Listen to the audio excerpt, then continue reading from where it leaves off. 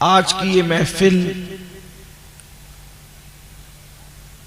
सवाद आज़म अहले सुन्नत व जमात की आलमगीर तहरीक सुन्नी दावत इस्लामी की अजीम शान रूह परवर सुन्नी इज्तिमा के हवाले से मुनक्किद है। और इस महफिल का मकसद अकायद और अमाल की इस्लाह है। मुझे ये बताया गया था कि 2 बजे महफिल ख़त्म होनी है और 1:35 हो रहे हैं।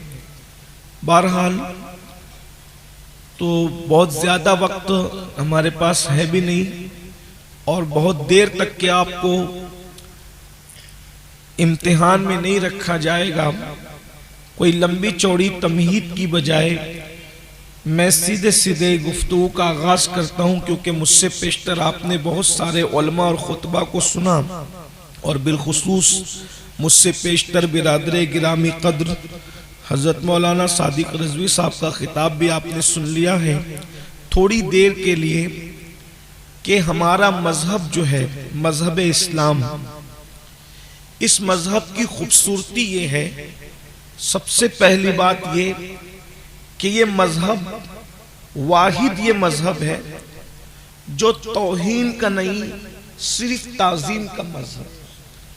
हमारे मजहब का ये हुस्न है कि इस मजहब के अंदर किसी की तौहीन की इजाजत नहीं, और जो तौहीन करे वो मजहब वाला नहीं हो सकता।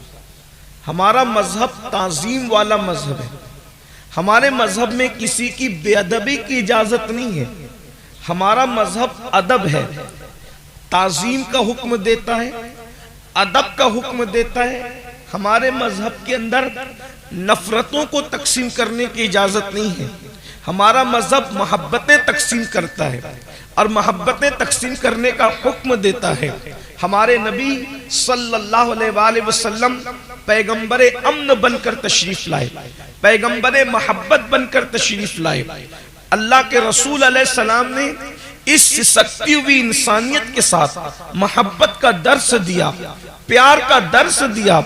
एक तवील अरसा हुआ हम दर्स मोहब्बत भूल गए, हम दर्स ताज़ीम भूल गए, हम दर्स एहतराम भूल गए। आज इस उम्मत का हाल ये हो गया कि एक इंसान दूसरे इंसान के साथ नफरत कर रहा है, एक इंसान दूसरे इंसान के साथ लड़ रहा है, एक इंसान दूसरे इंसान के साथ जो है वो बुग़्ज़ कीना रख रहा है, एक इंसान दूसरे इंसान का बुरा चाह रहा है, एक इंसान दूसरे इंसान के साथ नफरतों की बातें कर रहा है।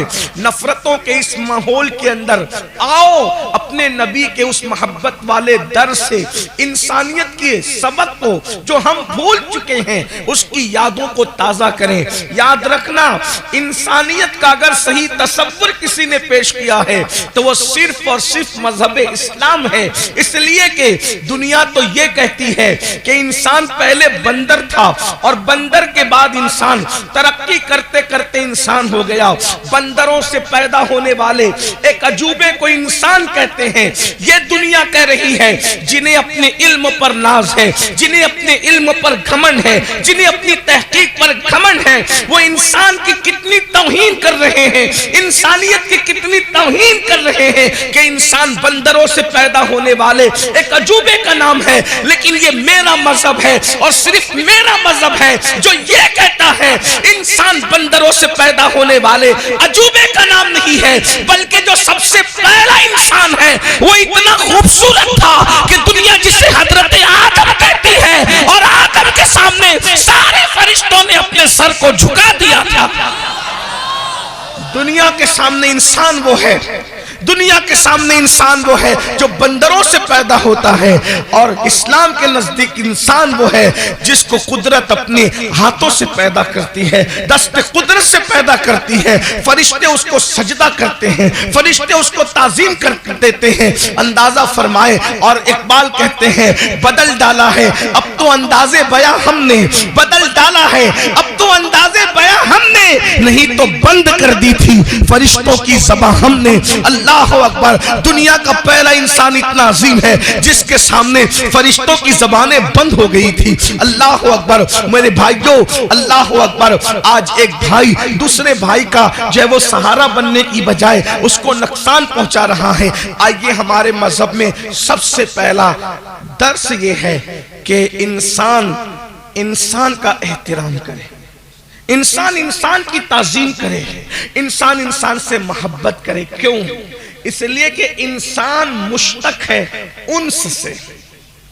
अल्लाह ताला ने जब किसी का नाम रखा ना, तो नाम के पीछे कोई ना कोई वजह तस्मिया थी, यानी उस नाम रखने की कोई ना कोई वजह थी।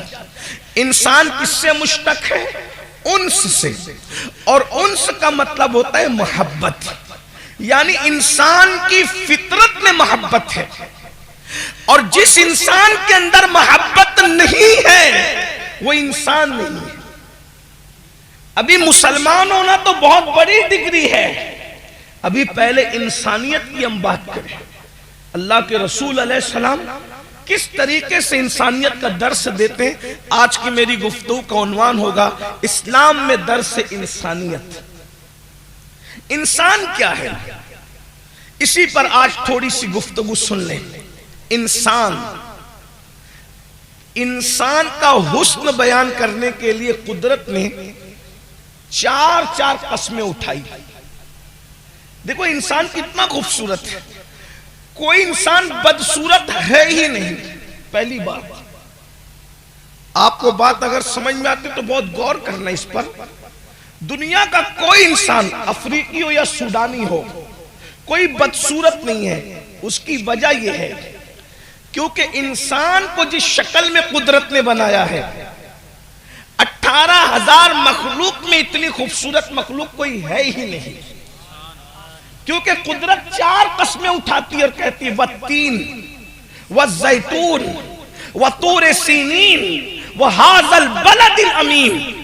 अगर इसका तफसीरी तर्जुमा पढ़ा जाए तो इसका तफसीरी तर्जुमा या आयात की तर्जुमानी ये होगी कि विलादत गाहे इब्राहिम की कसम, विलादत गाहे मूसा की कसम, विलादत गाहे ईसा की कसम, विलादत गाहे मुहम्मदुर रसूलुल्लाह की कसम, हमने इंसान को खूबसूरत पैदा फरमाया है, हमने इंसान को अच्छी शक्ल में पैदा फरमाया है। इसलिए कोई इंसान बदसूरत नहीं है, सब खूबसूरत है।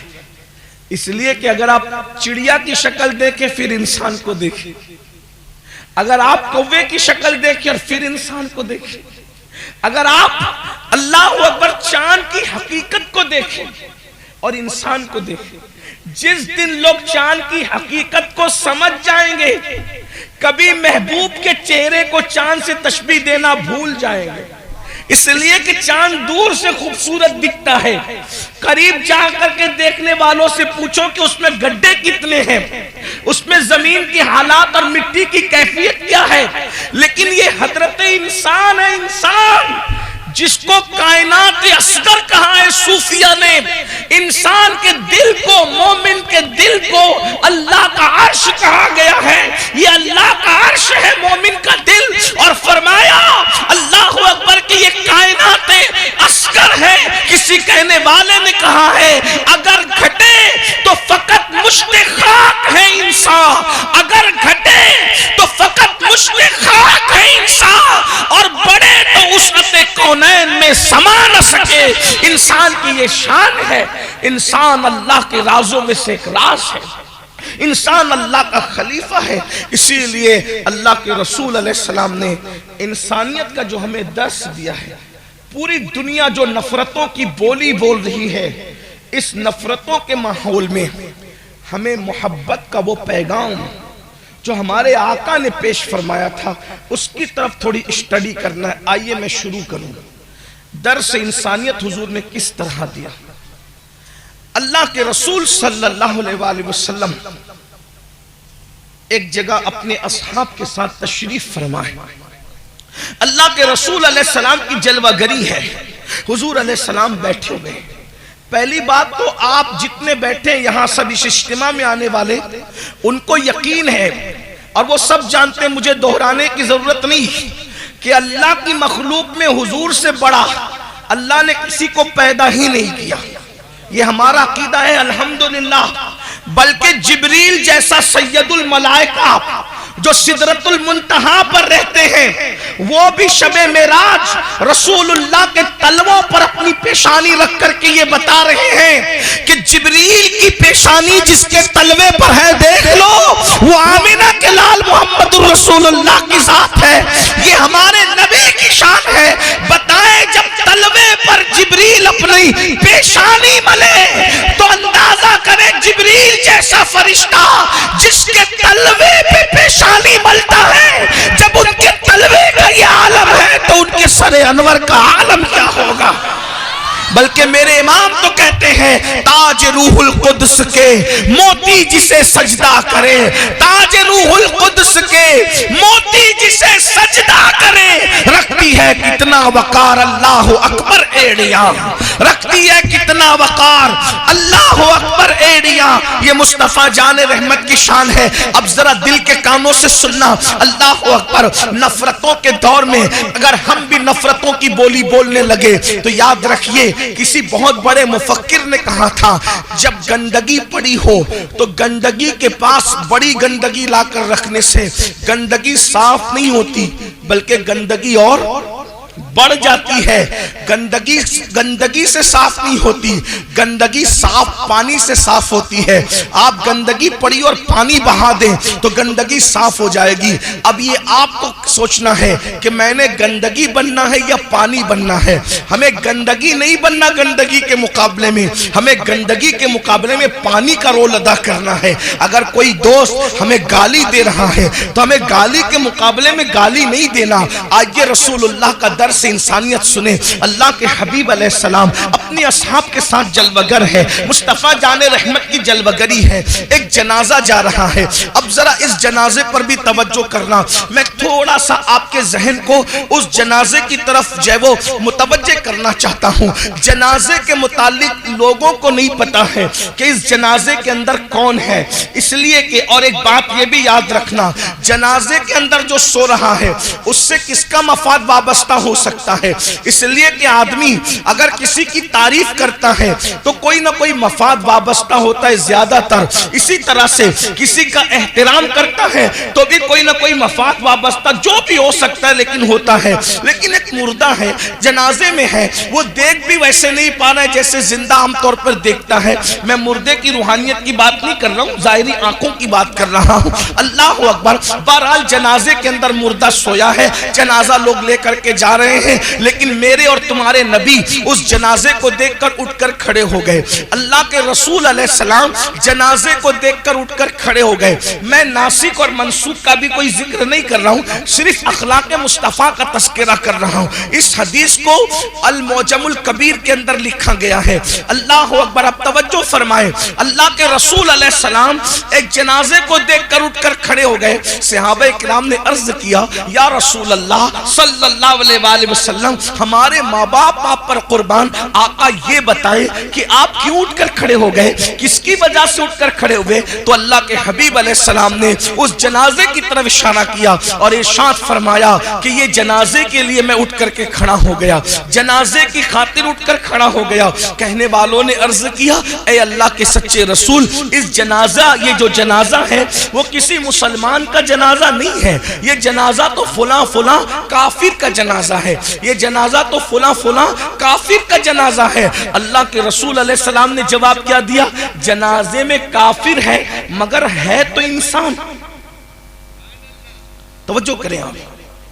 मैं फिर कह रहा हूं, उलमा से तवज्जो चाहते हुए कि नासिक व मनसूख का जिक्र मैं नहीं कर रहा हूं। मैं सिर्फ ये अर्ज करना चाहता हूं कि अल्लाह के हबीब अलैहिस्सलाम ने दुनिया को इंसानियत के हवाले से सोच क्या दी है, वहां तक किसी की सोच पहुंच ही नहीं सकती जो अल्लाह के रसूल अलैहिस्सलाम ने पेश फरमाई है। फरमाया काफिर है लेकिन है तो इंसान। मेरे भाइयों, आज हम ताल्लुकात का एहतराम करते हैं, इंसानियत का एहतराम नहीं करते। आज हम लोग रिश्तों का एहतराम करते हैं, इंसानियत का एहतराम नहीं करते। इंसानियत का एहतराम हम सब भूल चुके हैं। आप कहेंगे वो कैसे? मैं आपको एक बात बताता हूं। देखो, अगर मैं मौलाना से की इज्जत कर रहा हूं तो इसलिए कर रहा हूं कि मौलाना के मेरे ताल्लुकात हैं, तो ये एहतराम इंसानियत नहीं है, ये तो एहतराम ताल्लुकात है। अगर मैं हजरत से प्यार कर रहा हूं, इनसे कोई रिश्तेदारी इस वजह से, तो ये एहतराम इंसानियत नहीं है, बल्कि ये तो एहतराम रिश्ता है। एहतराम ताल्लुक बाद में है, एहतराम रिश्ता बाद में है। इस्लाम पहले सिर्फ एहतराम इंसानियत की बात करता है और मोहब्बत इंसानियत की बात करता है। आइए उसकी दूसरी मिसाल सुन लीजिए और फिर हैरत से सर धुनिए कि कायनात में कोई ऐसा भी वजूद आया कि जिसने इंसानियत का किस तरीके से दर्स दिया, मोहब्बत इंसानियत के हवाले से सीनों में कैसे प्यार पैदा फरमाया। एक मर्तबा इब्तिदाए इस्लाम का दौर है, इस्लाम का इब्तिदाई दौर है। अल्लाह के सच्चे रसूल सादिक व मस्दूक मुस्तफा जान रहमत सल्लल्लाहु अलैहि वसल्लम किसी जरूरी काम से तशरीफ ले जा रहे हैं। आकाए करीम जा रहे हैं, करीब में देखा किसी के कराहने की आवाज आ रही है, कोई करा रहा है, हाय हाय हाय, कोई करा रहा है, इस तरीके की आवाज निकाल रहा है। मेरे नबी की शान है, हुजूर किसी की तकलीफ नहीं देख सकते, मेरे नबी की शान है, ये नबी का हौसला है। ये कांटों पर तो चल सकते हैं, ये पत्थर तो खा सकते हैं, ये जख्मों से लहूलुहान तो हो सकते हैं, लेकिन जब कोई बेचैन होता है तो मेरे नबी बेचैन हो जाते हैं। जब कोई बेकरार होता है मेरे नबी बेकरार होते हैं। जब कोई मुस्तरिब होता है मेरे नबी मुस्तरिब होते हैं। अल्लाह अकबर। मेरे भाइयों, मैं अपनी बहनों की भी तवज्जो चाहता हूँ। अल्लाह अल्लाह, मेरे आका अलैहिस्सलाम ने किसी के कराहने की आवाज सुनी और मेरे आका के कदम रुक गए, मेरे सरकार के कदम रुक गए। सरकार ने फरमाया किसके कराहने की आवाज आ रही है, कौन आहो बुका कर रहा है? अल्लाह अकबर। जब मेरे आका से अर्ज किया गया या रसूल अल्लाह सल्लल्लाहु अलैहि वसल्लम, कहने वाले ने खुशी खुशी कहा, इसलिए कि बात उसके नजदीक खुशी की थी। अल्लाह अल्लाह, इंसान जिस मनसब पर होता है उसी मकाम पर सोचता है, उसी अंदाज से सोचता है। कहने वाले ने खुशी खुशी कहा या रसूल अल्लाह, वो अबू जहल है ना, अबू जहल, उसका वो फुला गुलाम है ना जो बहुत ज्यादा उसकी चापलूसी करता था और उसकी वजह से आपको अजियतें देता था, आपको तकलीफें पहुंचाता था, आपको सताता था। हुजूर इतना बीमार पड़ गया है, अब उसके बचने की कोई उम्मीद नहीं है। और अबू जहल ने उसको घर से निकाल करके उस झोपड़े में, टूटे झोपड़े में डाल दिया है। उसका कोई पुरसाने हाल नहीं है, बीमारी की वजह से वो तड़प रहा है। सच कहना मुसलमानों और बहनों की भी तवज्जो, अगर मैं और आप होते उस जगह पर तो बोलो हमारी खुशी की इंतहा न रहती। ये हमें सताता था, ये हमें गाली देता था, ये हमें दुख पहुंचाता था, अच्छा हुआ मुझे सताने की वजह से ये सजा मिली है। ये हमारी सोच है। अगर हमें सताने वाला उसका एक्सीडेंट हो जाए तो हमारी सोच ये है कि मुझे सताया इसलिए इसका एक्सीडेंट हुआ है। भाई तू क्या है, मैं क्या हूं? असल दीन सीखने की कोशिश करो। अल्लाह अकबर, अल्लाह अकबर। कहने वाले ने कहा आपको सताने वाला आहें भर रहा है। जिस काम से हुजूर जा रहे थे उस काम से जाना छोड़ दिया। जिस काम से अल्लाह के रसूल सल्लल्लाहु अलैहि वसल्लम जा रहे थे उस काम से जाना छोड़ दिया और फरमाया चलो हम उसकी इयादत करेंगे, उसकी मिजाज पुरसी करेंगे। और दुनिया में लाओ कोई ऐसा कायद, लाओ कोई ऐसा रहनुमा, लाओ कोई ऐसा रहबर जो दुश्मनों की इयादत करने जाता हो। अरे लोग तो दोस्तों की इयादत करने नहीं जाते।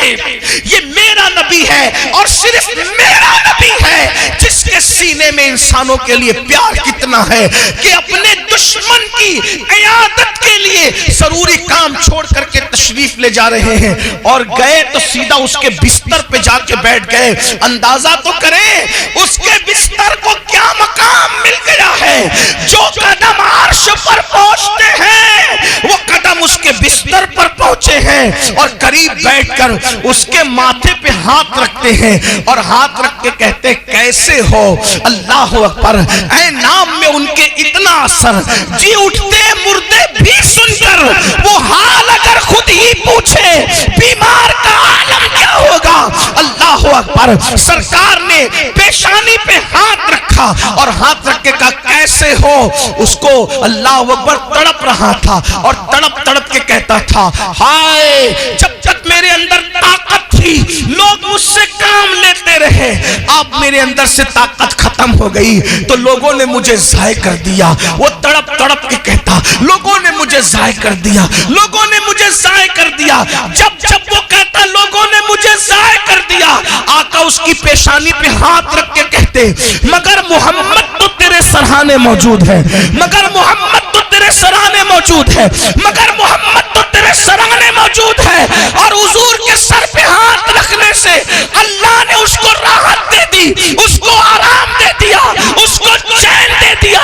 फिर हुजूर उठ करके जाने लगे तो सहाबा ने कहा या रसूल अल्लाह, इतने अहम काम से जा रहे थे, वो काम छोड़ करके आप उस बीमार के पास बैठ गए। तो मेरे नबी ने फरमाया, मेरे आका का फरमान सुनो, ऐ मेरे सहाबा, रात भर नफिल पढ़ने से बेहतर है कि चंद लम्हात किसी बीमार के सरहाने बैठ जाया जाए। अल्लाह।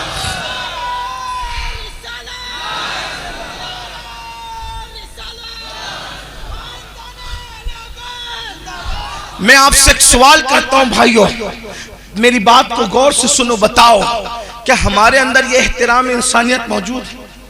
आज हमारा पड़ोसी हमसे तंग है, सच कहना, पड़ोसी लोग हमसे खुश नहीं है।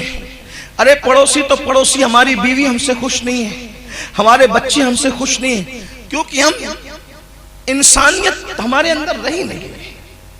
सुबह उठते माँ बहन की गाली बीवी बच्चों को देते हैं, क्या इंसानियत है भाइयों? इंसानियत का दर्स क्या है?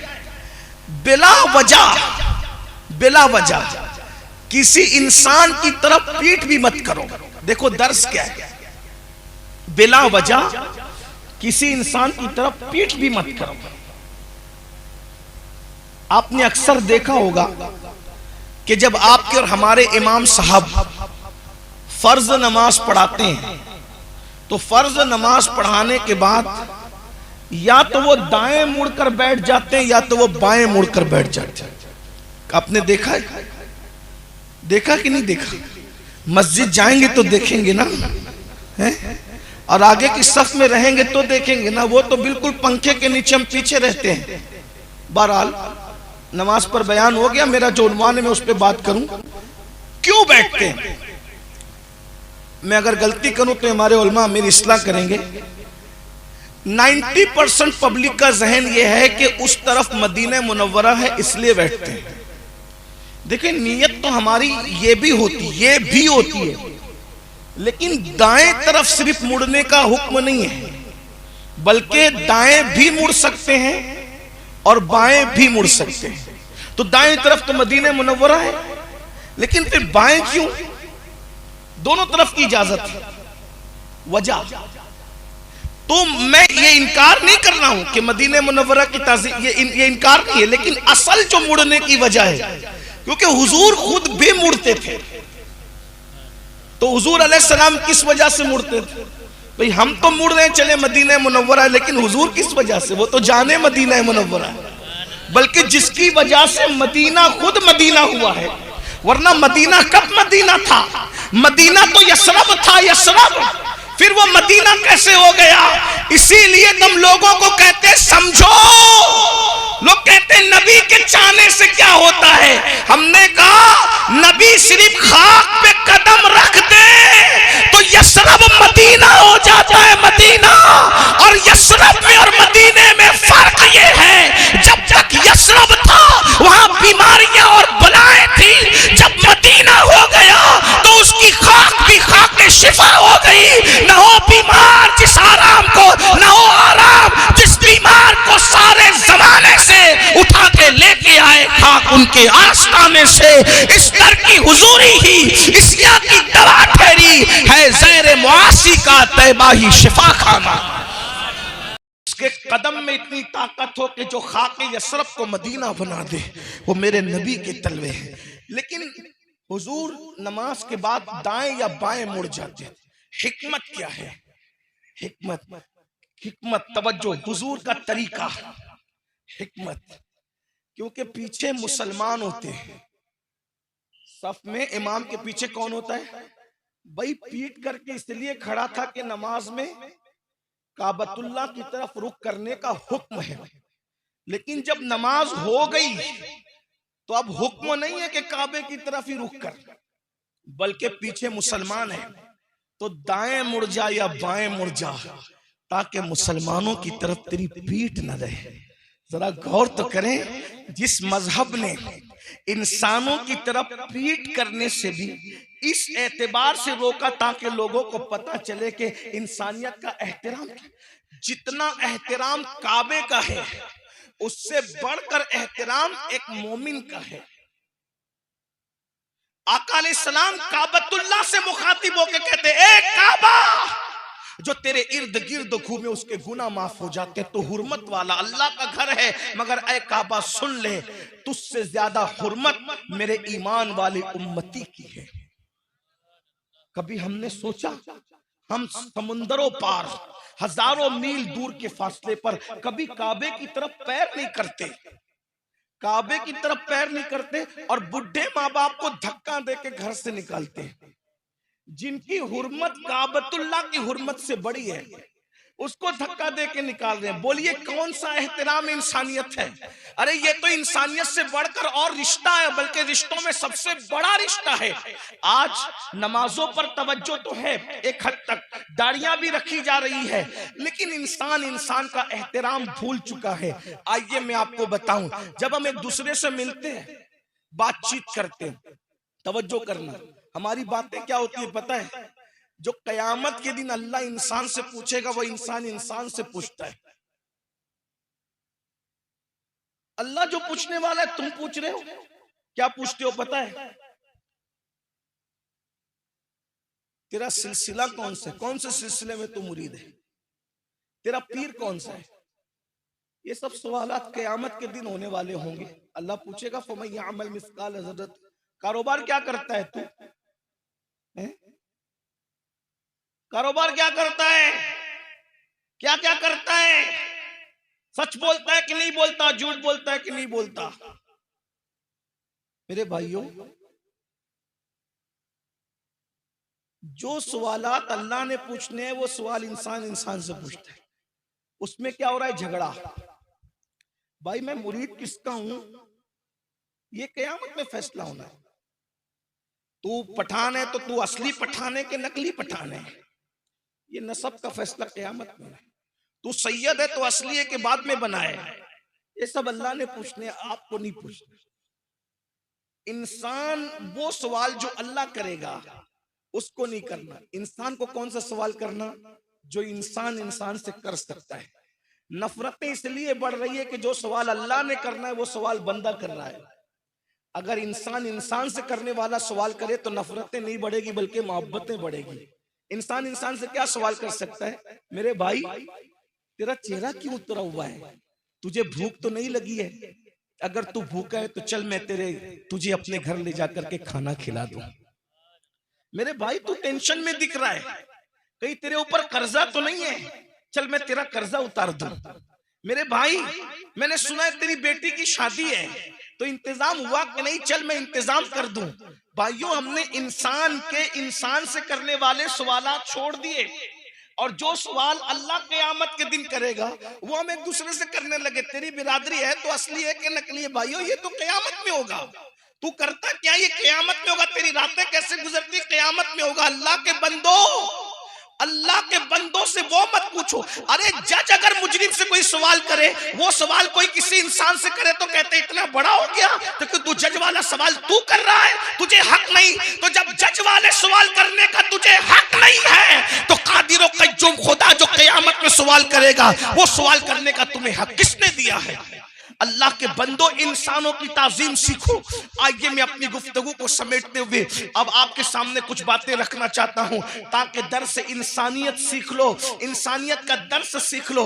आज इंसानियत सिसक रही है, मोहब्बतें नापैद है। मेरे भाइयों, हमने नमाज पर तकरीरें सुनी है, मैंने भी बहुत की, आपने मेरी बहुत तकरीरें सुनी, रोजे पे तकरीरें सुनी होगी। इसी तरीके से आपने नवाफिल की फजीलत पर, तहज्जुद पर, बहुत सारे चीजों पर। लेकिन आइए आज इंसानियत के साथ आज हम एक दूसरे का दिल तोड़ते हैं, ख्याल नहीं होता, झिड़कते हैं ख्याल।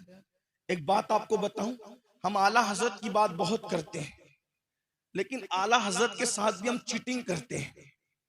क्यों चीटिंग करते हैं पता है? जो बातें हमें पसंद है वही आला हजरत की लेते हैं, और जो हमारे नफ्स पे गिरा गुजरती है हम उसको छोड़ देते हैं, ऐसे कि जैसे हमने सुना भी नहीं, पढ़ा भी नहीं। देखिए अब आला हजरत क्या कहते हैं, सुनिए। आला हजरत अलैहिर्रहमा लिखते हैं कि किसी आशिक रसूल को, किसी मुसलमान को, मोमिन को, खुशअकीदा को बेवकूफ कहना भी हराम है। अब जरा तवज्जो करें, क्या क्या कहते हो ये तुम जानो, लेकिन मसलके आला हजरत क्या है वो जरा देखो। किसी खुशअकीदा मुसलमान को बेवकूफ कहना भी हराम है। अब बहुत गहराई से इसको सुनना, क्योंकि ये गुफ्तगू सुनने से ज्यादा समझने से ताल्लुक रखती है। और आप लोग क्या क्या कह जाते हो, माँ की, बहन की, इसकी उसकी, पता नहीं कितनी गालियां निकालती। ये मसलक में तो बेवकूफ कहना भी खुशअकीदा मुसलमान को हराम पाया। लोग कहते हैं आला हज़रत बड़े शिद्दती थे, मैंने कहा जो शिद्दती होगा ये बात करेगा? वो शिद्दत जरूर करते थे, मगर उनके लिए जिनके लिए कुरान ने हुक्म दिया, और उनका दिल मोम से ज्यादा नर्म था उनके लिए जिनके लिए कुरान ने कहा रहमाउ बैनहुम। मुसलमानों, ये दर्स इस्लाम सीख लो, 90% झगड़ों का खात्मा हो जाएगा। आज अपनी बीवियों को मार रहे लोग, तलाक की धमकियां दे रहे लोग, 3-3 बच्चे होने के बाद अपनी बीवियों को लोग तलाक दे रहे हैं।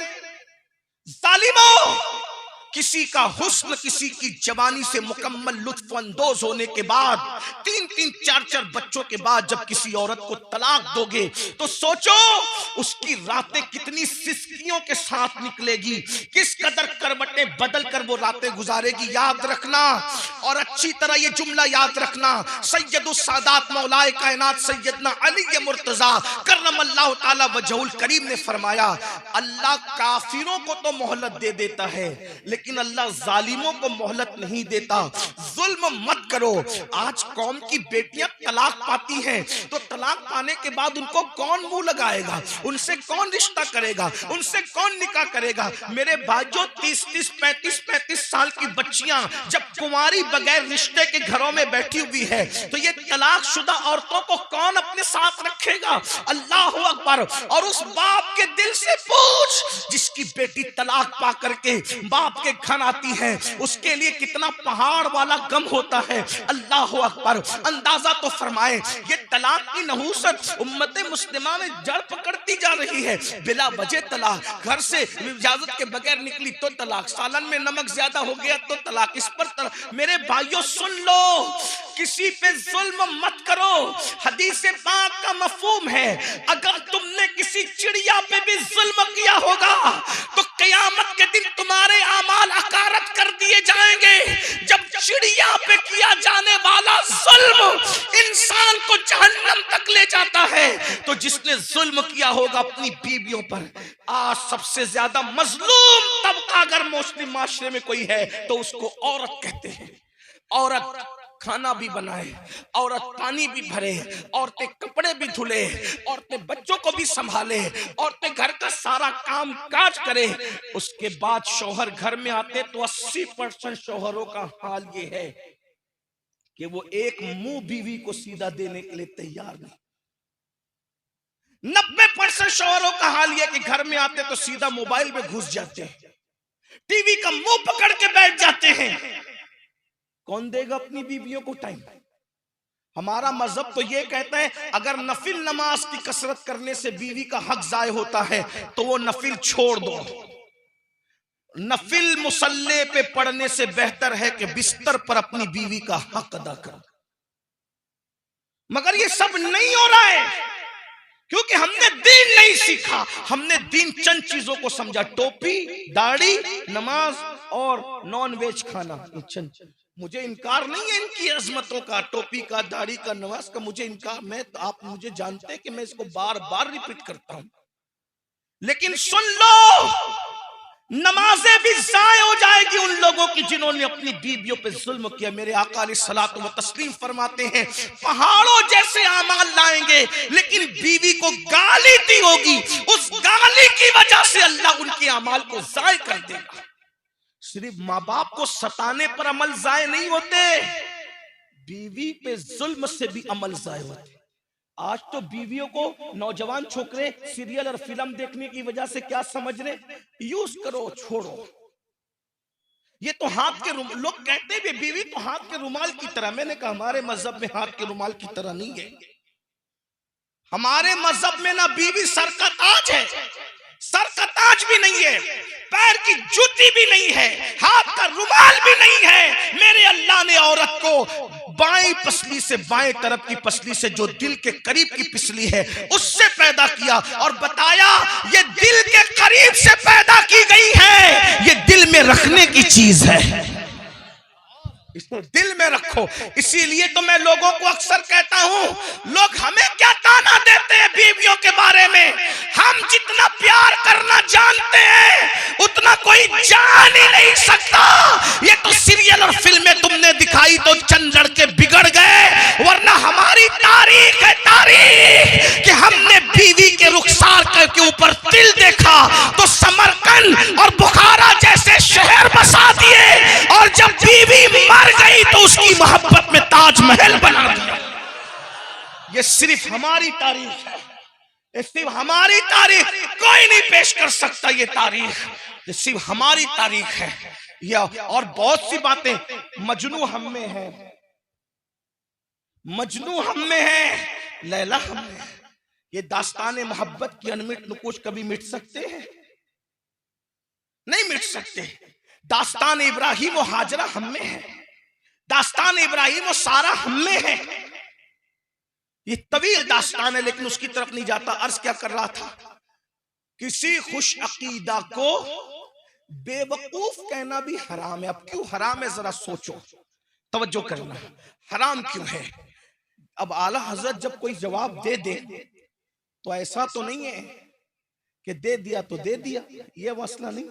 वहां तो बड़े बड़े शागिर्द बैठे, सदरुल शरिया जैसा, अल्लामा जफरुद्दीन जैसा, मुहद्दिस आजम के चौचवी जैसा, अल्लामा हशमत अली खान शेरबेश अहले सुन्नत जैसा, बड़े बड़े इल्म के पहाड़ लोग, उन्होंने फौरन सवाल कर दिया आला हज़रत से, सरकार ये बेवकूफ इतनी छोटी सी चीज है, इस पर आप कह रहे कि हराम है। भाई हराम के लिए तो कोई दलील चाहिए ना, ऐसे थोड़ी कोई भी चीज हराम हो जाती है। वो इल्म वाले लोग थे, कहने लगे बेवकूफ किसी खुशअकीदा को कहना ये हराम है, आप कह रहे हैं, तो इतनी छोटी सी बात बेवकूफ आदमी चलते फिरते कह देता ये हराम कैसे है?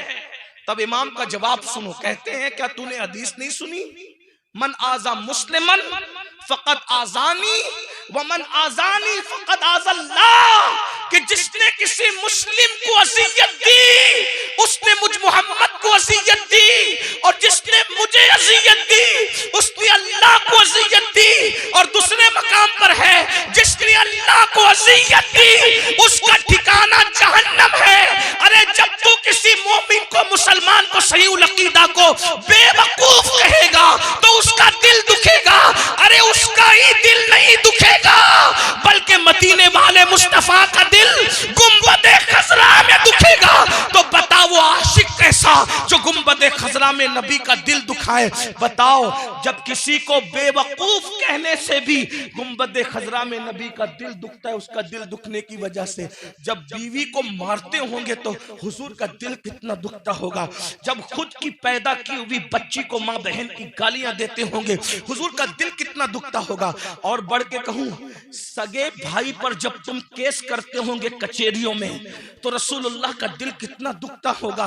हाँ हाँ, जब खुद के भाइयों की बैठकर तुम गीबत करते होंगे, रसूलुल्लाह का दिल कितना दुखता होगा। मेरे भाई, सिर्फ नात शरीफ में 10-10 की नोट लुटाकर निजात नहीं हो जानी है। अल्लाह अकबर, याद रखना, सिर्फ नातों पर सुभान अल्लाह कहकर बख्शिश नहीं हो जानी है। हजरत अमीर खुसरो ने कहा था, बहुत कठिन है डगर पनघट की, आसान नहीं है ये। अल्लाह अकबर, ये शहादत गए उल्फत में कदम रखना है। लोग आसान समझते हैं मुसलमान होना। बोलो, दिल दुखा रहे हो कि नहीं दिल दुखा रहे हो? इन लोगों को मत देखो, ये पब्लिक है पब्लिक, इनको कुछ आता नहीं आता, लेकिन इनका दिल दुखाते हो ये हुजूर की उम्मती। आका फरमाते, मेरे मुसलमान का दिल तूने दुखाया, गोया तूने मुझ मोहम्मद का दिल दुखाया। हम तो लोगों को हकीर जान रहे हैं, डांट रहे, पीट रहे। हमारे लिए सब कुछ पैसा है, पैसा। सिर्फ आज इज्जत पैसे वालों की हो रही है। ओ फिरौनी सोच रखने वालों, पैसों के बंदे बनने वालों, चंदों के बंदे बनने वालों, मालो दौलत के बंदे बनने वालों, सुन लो, अल्लाह के बंदे बनो। मेरे नबी इंसानों का क्या प्यार करते। पागल भी आ जाए तो हुजूर ने कभी उसको नजरअंदाज नहीं किया। कोई गरीब भी आ जाए तो नजरअंदाज नहीं। इंसानियत सीखो, पहचान वाला हो या ना हो। मुझे बहुत अच्छी बात याद आई, एक बात आपको बताऊं। मेरा एक उस्ताद है, सूफी है, अक्सर कब्रिस्तान में ज्यादातर उसका वक्त, कई मेरे उस्ताद है। उस्ताद के पास बैठा था, उसने कहा, सैयद ये बता अखलाक क्या है? मैंने कहा आप बताएं। बोले तुझे सब मालूम है, लेकिन एक मैं बताता हूं, तवज्जो करना। का बेटा, अखलाक की शक्लों में से एक शक्ल ये भी है कि तू एयरपोर्ट पे सफर करता है, मस्जिद में भी जाता है, रेलवे में भी सफर करता है। अगर तू एयरपोर्ट की टॉयलेट के अंदर अपनी हाजत पूरी करने चला जाए, या रेलवे स्टेशन या ट्रेन में या मस्जिद में अपनी हाजत पूरी करने के लिए टॉयलेट में जाए, और तुझे पता चले कि कोई बंदा खड़ा हुआ है, तवज्जो करना, बहुत नाजुक बात कर रहा हूं, कोई बंदा बाहर खड़ा हुआ है, तू उसको पहचानता है? मैंने कहा नहीं पहचानता। तो कहा, बेटा ये भी अखलाक में से है कि उस बाहर खड़े को तू नहीं पहचानता, तो उसकी तकलीफ का ख्याल करके देर तक मत बैठ, जल्दी से उठकर बाहर निकल जा, कि वो खड़े रहने वाला कुछ भी होगा मगर इंसान तो होगा। एक इंसान को भूख लगती है तो वो बर्दाश्त कर सकता है, लेकिन जब पेशाब और उसको बड़ी हाजत होती है तो उसको इतनी तकलीफ होती है। सिर्फ बेटा उसकी तकलीफ की खातिर तू जल्दी निकल जा। अगर तूने ये काम अल्लाह के लिए किया कि मैंने अल्लाह के एक बंदे के लिए उसकी तकलीफ की खातिर मैं जल्दी से निकल गया, का इंशाअल्लाह यही तेरा अमल तेरी मगफिरत और बख्शिश का सबब हो सकता है। आप गौर करें, लोगों की, बुजुर्गों की, सूफिया की सोच क्या है। आइए एक बात यहां याद आई तो करूं। आज हम लोग, टाइम तो मेरा पूरा हो गया, लेकिन आखिरी बात सुन लें, क्योंकि 2 बजे का टाइम था, 2:15 हो गए। ये भी मुश्किल है। लोग जो टाइम दे उससे ज्यादा बयान करके लोगों को सताना, ये भी अखलाक के खिलाफ। हाँ, ये भी। लेकिन बात अगर इजाजत दे तो आखिरी बात पढ़ देता हूं। टाइम ज्यादा हुआ इसलिए मैं अपनी बात पूरी, अब तो आखिरी बात सुन। आजकल हम लोग सोचते रहे सब चलता है मौलाना, सब चलता है, सब चलता है, सब चलता है, सब चलते है। चलते चलते में खुद ही चल गए, दिमाग भी चल गया अपना। देखो सोच बुजुर्गों की। एक मर्तबा ऐसा हुआ कि इमाम हसन अल बसरी, ध्यान से सुना, इमाम हसन अल बसरी सफर में है। हालत सफर में इमाम हसन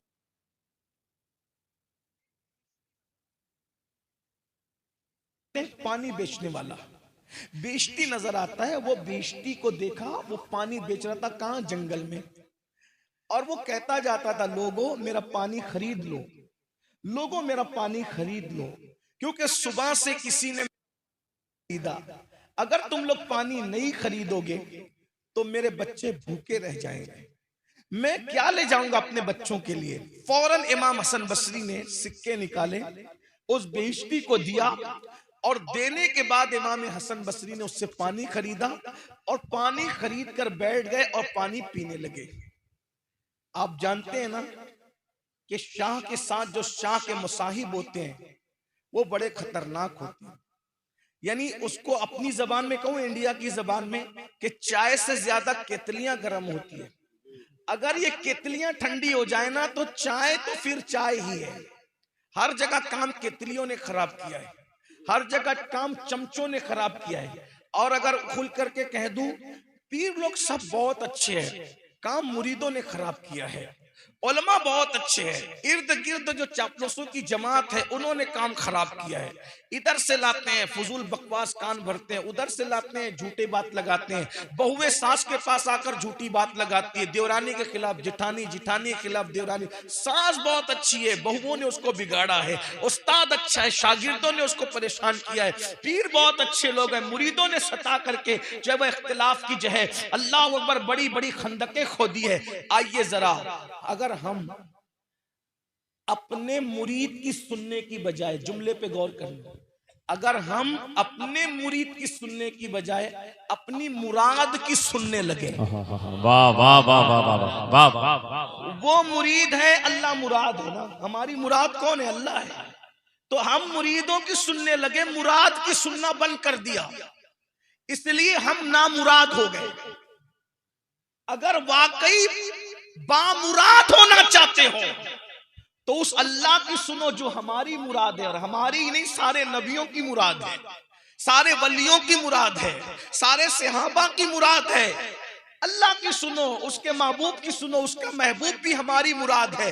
अरे मुराद ही नहीं, मेरा इमाम तो कहता है कि हमारा नबी जाने मुराद है। वाह वाह वाह, सुभान अल्लाह सुभान अल्लाह सुभान अल्लाह। जाने मुराद काने तमन्ना कहूं तुझे, वो मुराद नहीं मुरादों की जान है। और आपसे भी कहता हूं, अगर यहां औरतें बैठी है, सास को बहुओं की सुनने की बजाय जाने मुराद की सुनना चाहिए। बेशक, सुभान अल्लाह। देवरानी को जिठाने के बहकावे में आने की बजाय जाने मुराद पे तवज्जो करना। जो इधर की चुगली उधर, उधर की चुगली उधर लगा करके इख्तिलाफात पैदा करते, क़यामत के दिन वो भेड़िए की शक्ल में जहन्नम में जाएंगे। अगर चुगली पर कंट्रोल हो गया, गीबत पे कंट्रोल हो गया, हसद पे कंट्रोल हो गया, तो दुनिया में 90% झगड़े खत्म हो जाएंगे। और याद रखना, किसी की सुनो मत, अल्लाह की सुनो, उसके महबूब की सुनो। बहरहाल बेइज्जती कह रहा था, मेरा पानी खरीदो, सुबह से किसी ने खरीदा नहीं है। अगर पानी नहीं खरीदोगे तो मैं घर क्या ले जाऊंगा। हजरत हसन बसरी जो मौला अली के मुरीद भी है, खलीफा भी है, पानी लिया, बैठ के पीने लगे। किसी करीब खड़े हुए शख्स ने कहा, सरकार सरकार। आपने उसकी तरफ देखा, आपका रोजा है ना हजरत, इस बेइज्जती के चक्कर में आपने रोजा तोड़ दिया। इमाम हसन अल बसरी ने उसकी तरफ देख के मुस्कुराया और इरशाद फरमाया, बेटा नफिल रोजा था, आज तोड़ दिया, इंशाअल्लाह कल उसकी कज़ा कर लेंगे। भाई रोजा तोड़ा है ना तो उसकी कज़ा कर लेंगे, लेकिन अगर इस मेरे भाई का दिल टूट जाता तो दिल तोड़ने की कज़ा मैं कब करता। रोजा तोड़ने की तो कज़ा हो गई, दिल टूटने की कज़ा कब करता। दिल की बात आई है तो एक बात मुझे याद आई, जब आला हजरत अलैहिर्रहमत, बोल दूं ना, बोलूंगी नहीं, मैं दूसरे तीसरे निकाह को नाजायज और हराम नहीं समझता, ना कहता, बल्कि मैंने तो तकरीर की है, लेकिन दिल की बात आई तो मुझे एक बात याद है। आला हजरत जब दूसरे सफर हज पे गए, पहले सफर हज पे गए वालिदैन के साथ, दूसरे सफर हज पे गए तो बीवी को भी साथ ले गए। बीवी साथ में थी, छोटे भाई साथ में थे, हुज्जतुल इस्लाम भी जवान हो गए थे, वो भी साथ में थे। उसी में अद्दौलतुल मक्किया लिखी।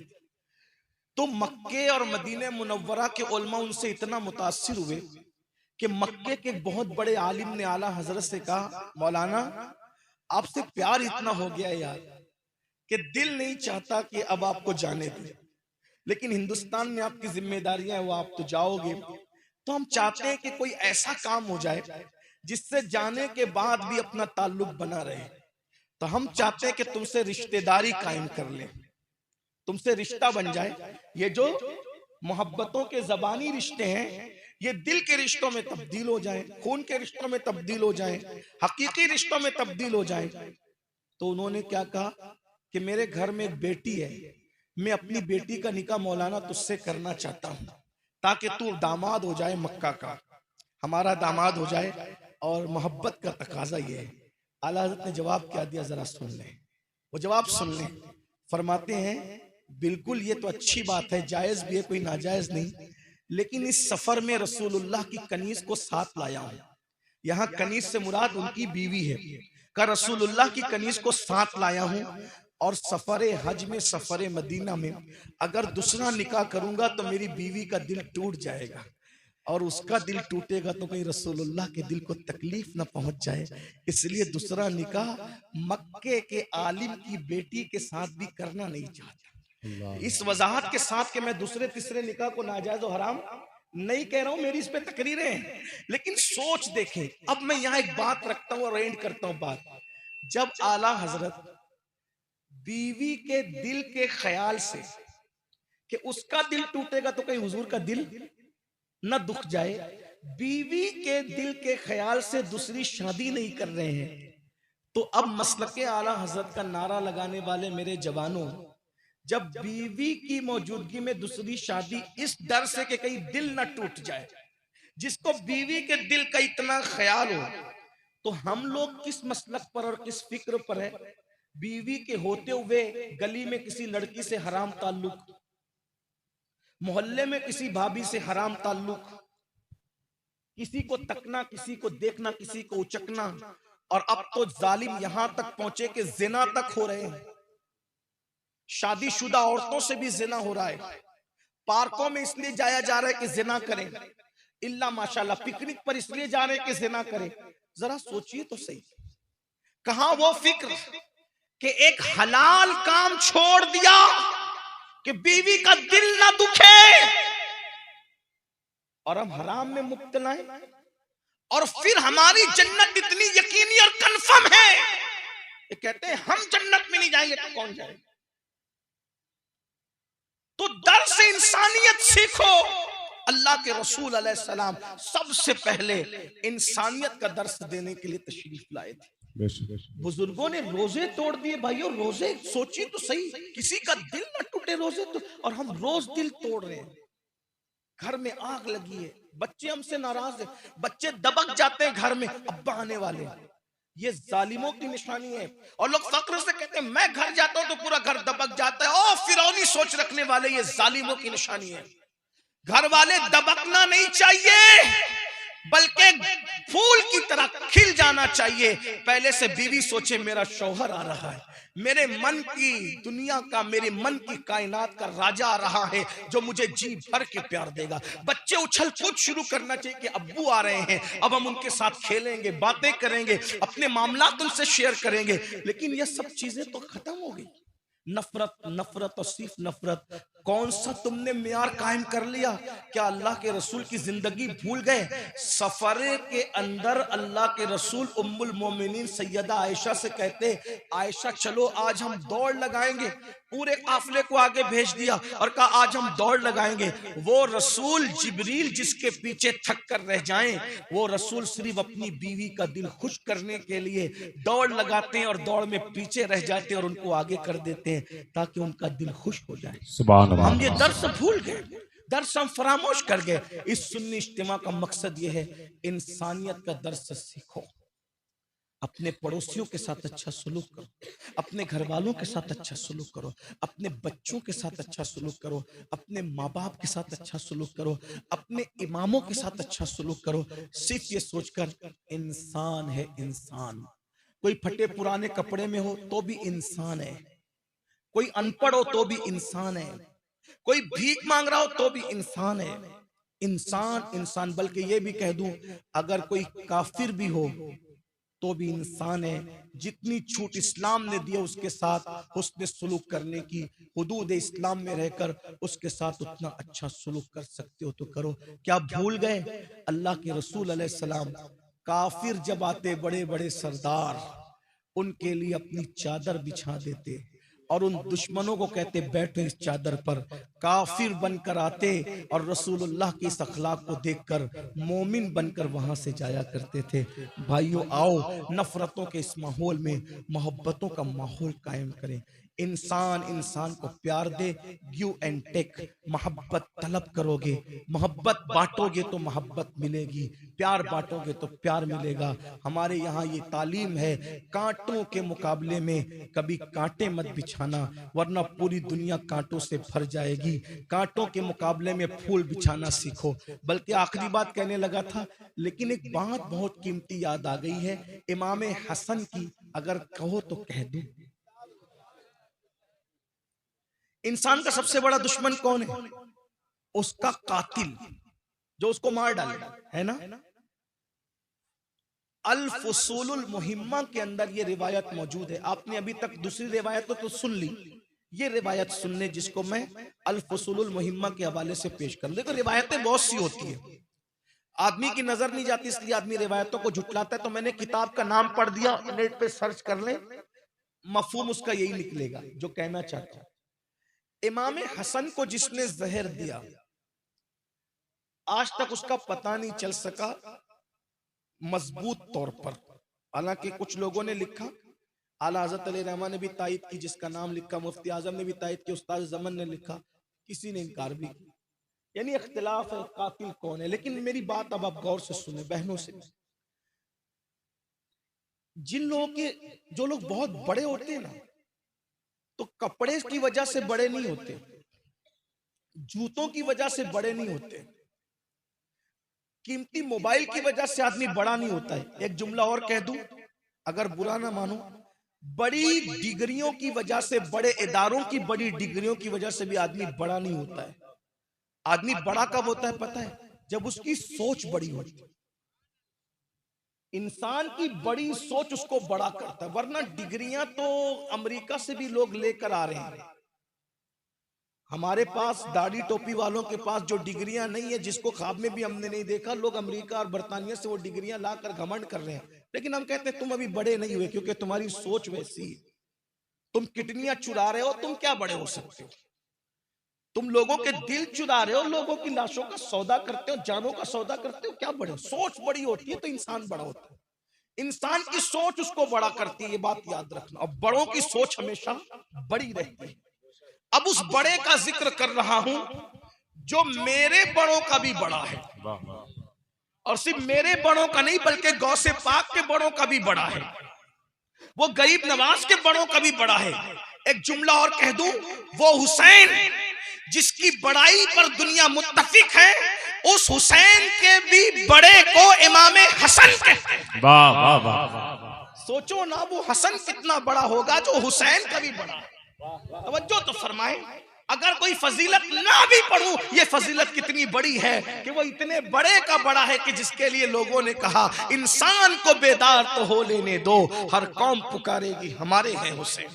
किताब का हवाला पढ़ दिया, इमाम हसन को जहर एक बार नहीं दिया, कातिल ने जहर 4 मरतबा, 5 मरतबा या 7 मरतबा, मुख्तलिफ रिवायात है। लेकिन जितनी बार दिया, आखिरी बार जो कातिल ने जहर दिया है तो वो हीरा पीस करके इमाम हसन की मशकिज़े में डाल दिया। हीरे में मिला हुआ पानी या पानी में मिला हुआ हीरे की वो पीसी हुई कनी जब आपके हलक में उतरी है, 40 दिन तक इमाम हसन ने उल्टियां की, 40 दिन तक। अल्लाह अल्लाह। और जब उल्टियां की है तो उल्टी के अंदर आते कट कट के बाहर आती थी। अल्लाह अल्लाह। मैं सोचता हूं कि दूध पीने के बाद जब हमें उल्टी होती है तो कलेजा मुंह को आता है, जब उल्टी में दूध निकलता है तो इतनी तकलीफ होती है। सैयदा के लाल को कितनी तकलीफ होती होगी जब आते कट कट के निकलती थी। उल्टी में भी आते कट के निकलती थी और बैतुल खला में भी आते कट के निकलती थी। 40 दिन तक सैयदा का लाल कटी हुई आंतों की उल्टी करता रहा और कटी हुई आंतों को बैतुल खला में निकालता रहा। और उसका दर्द क्या था? कहने वाले कहते हैं कि इमाम हसन का चेहरा हरा हो गया। अल्लाह अल्लाह। हरा चेहरा हो गया, बहुत तकलीफ थी। इसको समझ सकते हैं तकलीफ किसको कहते हैं? दूध की उल्टी में इतनी तकलीफ हो जाए। अगर सालन रोटी खाओ तो उसकी उल्टी हो तो कितनी तकलीफ हो जाए। उल्टी करने वाले लोग जानते हैं कितनी तकलीफ होती है। आते कट के निकलना, और वो भी पूरा वो हीरे से आते कट जाना। लानत हो कातिलाने हसन पर, जो भी कातिल है अल्लाह उस पर लानत करे, उसको वो सजा दे जिसका वो मुस्तहिक हो। इमाम हसन के पास इमाम हुसैन और बहुत तकलीफ में थे। इमाम हसन ने कहा, भैया कौन कातिल है बता दो। सुन लो, बड़े कौन होते हैं, भैया कातिल कौन है बता दो। फरमाया, क्या करोगे? अब मैं उसको कत्ल करूंगा। क्यों? क्योंकि नबी ने अपना सब्र इमाम हसन को दिया और अपनी बहादुरी और शुजात इमाम हुसैन को दिया। इसीलिए सब्र में नबी की औलाद में इमाम हसन जैसा कोई नहीं है, और बहादुरी में नबी की औलाद में इमाम हुसैन जैसा। बहादुर आदमी थे, बहादुरी में कहा मैं कत्ल करूंगा क्योंकि अल्लाह का हुक्म है कातिल को कत्ल किया जाए। फरमाया, नाम बताओ। इमाम हसन कहते हैं, नाम जानता हूं भाई। एक रिवायत तो यह है कि इस पर बात ही नहीं हुई, नाम नहीं बताया, लेकिन फसूलुल मुहिम्मा की बात, क्योंकि रिवायत बहुत होती है। इल्म बगैर किनारे का समंदर है, अल्लाह जिसको जो जहां तक पहुंचा दे। अब रावी ने कहा था कि इसमें इंसाफ किया, लेकिन बात बहुत बड़ी है जो कहने जा रहा हूं। वह मुझे नाम मालूम है कि किसने कत्ल किया है, लेकिन भाई बताऊंगा नहीं। तवज्जो करना, काश हम इन बुजुर्गों को पढ़ते, इनके नक्शे कदम पे चलते। मुझे नाम मालूम है, जानता हूं मेरे कातिल को। कातिल को नहीं जानूंगा तो किसको जानूंगा, लेकिन बताऊंगा नहीं। क्यों नहीं बताएंगे? जवाब सुनो, क्यों नहीं बताएंगे? कहा, भैया मेरे भाई हुसैन, मेरे नाना मुस्तफा जाने रहमत ने पूरी जिंदगी कभी किसी की गीबत नहीं की। मेरे अब्बा मौला अली ने भी कभी किसी की गीबत नहीं की। मेरी अम्मा सैयदा फातिमा ने भी कभी किसी की गीबत नहीं की।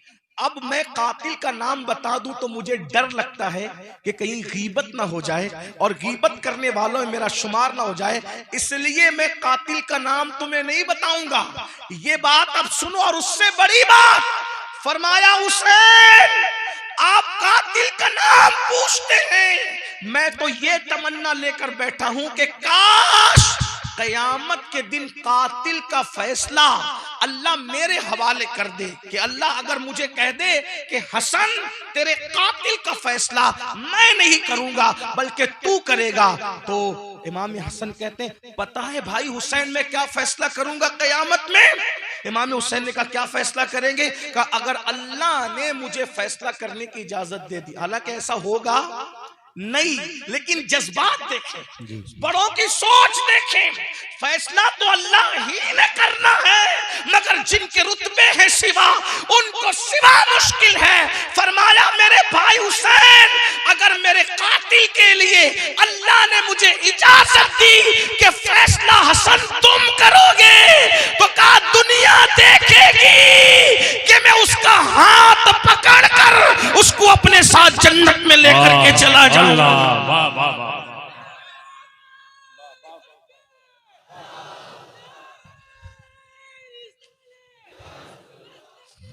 हालांकि फिर कह रहा हूं ऐसा होगा नहीं, ये तो होना नहीं, लेकिन इनकी सोच पता चलती है। जो खुद के कातिल को हाथ पकड़ के जन्नत में ले जाने की बात करें और हम उनके मानने वाले हमें कोई तिरछी नजर से देखने का, इसका कारोबार बर्बाद हो जाए। कोई हमसे लड़ ले तो बोले तेरे मुंह पे मरते वक्त कलमा ना आए। किसी के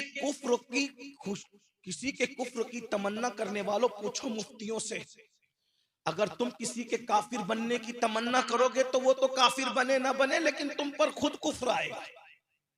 क्या बद्दुआएं करते हो कि उसमें कलमा ना आए और ये ना हो? नहीं भाई, अपना काम ही नहीं है। आज से पहले जिसके साथ जो हुआ सिर्फ इस वजह से भूल जाओ कि अगर मैं बदला लूंगा तो हुजूर का दिल दुखेगा। मैं अल्लाह उसका कारोबार भी ना बिगड़े, क्योंकि वो परेशान होगा तो मेरा महबूब परेशान होगा। क्योंकि कुरान कहता है अजीजुन अलैहि मा अनित्तुम, यानी हुजूर आपके लिए मैं सबको माफ करने तैयार हूं। बोलो कर सकते हो ऐसे? हुजूर आपके लिए मैं सबको माफ करने तैयार हूं। अब आप कहेंगे यार लोग सताते तो करें क्या? मैं एक बात आपसे कहता हूं, लोग सताए ना तो हुजूर की खातिर माफ कर दिया। या रसूलुल्लाह अगर मैं इसको मारूंगा, गाली दूंगा, फिर इसको भी तकलीफ होगी, इसका बुरा चाहूंगा कि इसका कारोबार बंद हो जाए, इसका बीमारी आ जाए, तो आपको तकलीफ होगी। तो आप देखिए, बचपने में हम ये सुनते थे कि अगर सिक्का गटर में गिर जाए तो बोलो सिक्के के लिए गटर में हाथ डालते थे कि नहीं डालते थे? कि भाई चलो सिक्के के लिए गंदगी में। तो जब सिक्के की खातिर इतनी बड़ी गंदगी आदमी गवारा कर लेता है, तो जाने मुराद मोहम्मदुर रसूलुल्लाह के लिए ये उम्मत की सताने को और इसके गम को क्यों नहीं गवारा कर सकता इंसान? तो इसलिए सबको माफ करो, माफ करने वाले बनो हुजूर की खुशी के लिए, और सोचो कि मेरी वजह से हुजूर को अजियत ना पहुंचे। अब रही बात, बस एक आखिरी जो बात, अब आखिरी पे आखिरी हो रही है और टाइम ज्यादा हो रहा है। अगर कोई सताए तो खामोश हो जाओ। क्या हो जाओ? खामोश। वजह, उसका बुरा मत चाहो। कुछ लोग कहते हैं कयामत में पकड़ेंगे। मैं कहता हूं क्यों कयामत में पकड़ेंगे? कयामत में अल्लाह रसूल का दीदार करेंगे कि उसके पीछे घूमेंगे। छोड़ यार, जिसे दुनिया में नहीं देखना उसे कयामत में क्या पकड़? छोड़ दो, अल्लाह उसको भी माफ करे, मुझे भी माफ करे। लेकिन एक बात कहता हूं, कोई सताए ना, चुप हो जाओ, खामोश। बद्दुआ मत करो, क्योंकि जबान की बद्दुआ किसी को बर्बाद करे या ना करे, लेकिन जब मजलूम चुप होता है, खामोश, खामोश बद्दुआ में इतना असर है। तुम बद्दुआ मत करो, चुप रहो, खामोश, सिर्फ खामोश। एक जुमला कहो, ये मामला तेरे सुपुर्द है। अगर ये सीख जाओगे, तुम खुद देखोगे कि तुम्हारे दुश्मनों का अंजाम तुम्हारे सामने क्या है। ये खामोश, खामोश बद्दुआ, इधर लब खामोश हो और उधर से फैसला आता है। मुसीबतों में खामोश रहना सीखो, किसी पे जुल्म मत करो, और कोई जुल्म करे चुप रहना सीख जाओ। ये खामोश बद्दुआ का असर था जिसने हलाकू को हलाक किया था। हलाकू को बादशाहों की तलवार हलाक न कर सकी, खामोश बद्दुआ ने हलाक किया था। जानते हो, हलाकू मुसलमानों को खड़ा करके खेलता था, सबको कतार में खड़ा करके घोड़ा दौड़ाते आता था, cut cut cut cut cut सारी तलवारें चला करके एक साथ सबके सर उड़ाता था। कहते हैं कि हलाकू एक दिन ऐसे ही सरों से खेल रहा था, कत्ल कर रहा था। एक बड़े मियाँ थे, बुड्ढा, बड़े मियाँ बाबा। वो बड़ा मियाँ पहली सफ में खड़ा था। जैसे ही हलाकू घोड़ा दौड़ाते हुए आया और सबको काटने लगा, फौरी तौर पर वो बड़े मियाँ पिछली सफ में, दूसरी सफ में चले गए। फिर हलाकू दूसरी सफ में आया, देख लिया कि बुड्ढा बड़ा होशियार है, दूसरी सफ में काटते काटते आए। बड़े मियाँ तीसरी सफ में, तीसरी चौथी सफ, आखिर तो कोई सफ हो सकती थी ना, आखिरी सफ से भी बड़े मियाँ पीछे हट गए। हलाकू ने ये सब करने दिया कि इससे भरपूर खेलूंगा इस बुड्ढे से। अब आखिरी में वो बड़े मियाँ बचे थे। हलाकू के हाथ में एक फल था, वो उसको ऐसे उछालता था और यूं उसको अपने हाथ में संभालता था, और वो घोड़े पर तलवार भी चला रहा था, एक हाथ से खेल भी रहा था। बड़ा बहादुर कहते हैं लोग उसको, बड़ा जंगजू था। जब उस बुड्ढे को हलाकू ने कहा सब सफों से पीछे गया ना, अब कौन सी सफ है और बता तुझे कौन बचाएगा? बुड्ढे ने कोई जवाब नहीं दिया। बड़े मियां ने, उसने सिर्फ आंख से ऐसे देखा।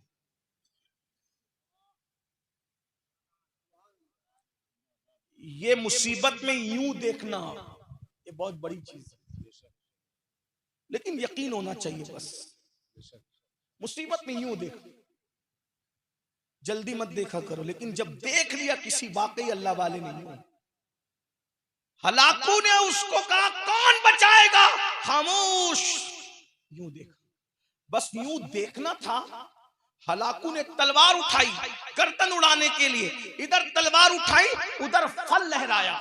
जैसे ही फल लहराया तो फल उसके अंदाजे से कुछ दूर हुआ, जैसे ही पकड़ने के लिए यूं बढ़ा, उसका बैलेंस बिगड़ा, और बैलेंस बिगड़ा तो रिकाब में पैर फंसा, और पैर फंसा तो घोड़ा लगाम खींची, जोर से दौड़ा, और जोर से दौड़ा तो जो लोगों के सरों से खेल रहा था, उसका सर जमीन पे टकराने लगा और वो वक्त आया कि लोगों ने अपने सामने हलाकों को इस तरह मरते देखा जुल्म की वजह से।